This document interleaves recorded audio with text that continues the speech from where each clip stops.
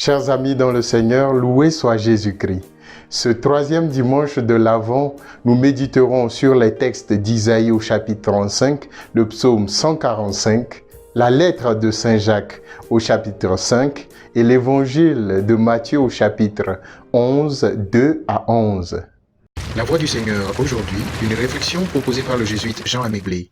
Nous méditerons ce dimanche sur l'Avent à travers l'image des amoureux. Qu'il est beau et joyeux de vivre l'amour, de tomber amoureux.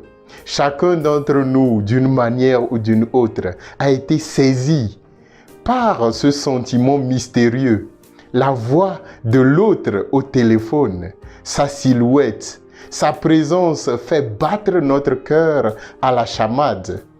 En ce troisième dimanche de l'Avent, je voudrais que nous puisons des forces spirituelles dans cette image de l'amour entre deux êtres. Quand deux êtres s'aiment, la joie est ineffable, inexprimable.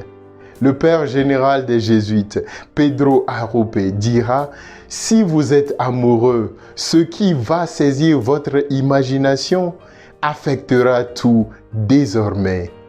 Il décidera de vous faire sortir du lit le matin, de ce que vous ferez de vos soirées, comment vous passerez vos week-ends, de ce que vous lirez, de ce que vous saurez, de ce qui vous brise le cœur ou ce qui vous émerveille, vous donnant joie et gratitude. C'est parfaitement clair. L'être aimé attire notre attention. Qu'on respire ou qu'on dorme, on pense à lui ou à elle. Nos soucis ne sont que des balayures, de la paille enlevée par le vent, parce que la présence de notre amoureux ou amoureuse nous donne la force, le courage et surtout l'espérance d'y faire face. À deux. Cette image de l'amour est bien réelle. Elle prend son sens dans les lectures d'aujourd'hui. Ce Dieu que nous attendons, comme l'être aimé attend son amoureux, est prêt à faire des miracles dans notre vie et dans le monde. Les yeux des aveugles se dessieront, les oreilles des sourds entendront, le boiteux bondira comme un cerf.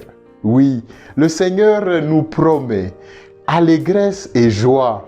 Les douleurs et les plaintes s'enfuiront lorsque nous aurons appris à tomber amoureux de lui. C'est l'amour qui dicte l'optimisme et l'espérance.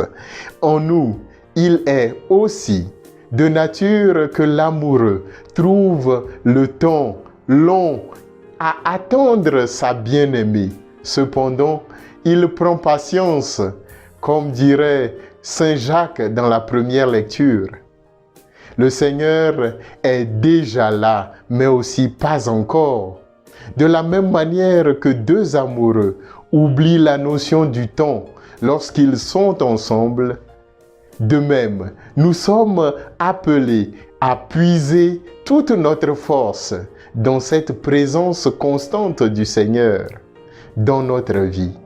Les douleurs et les plaintes ne disparaissent pas dans la vie des amoureux. Ils sont juste vécus avec plus d'optimisme et de courage parce qu'ils savent qu'ils ne sont pas seuls. Que l'amour de Dieu dicte nos joies, résilie nos peines dans notre vie et nous garde dans la persévérance et la joie véritable. Bonne méditation et bon dimanche de la joie à tous et à toutes.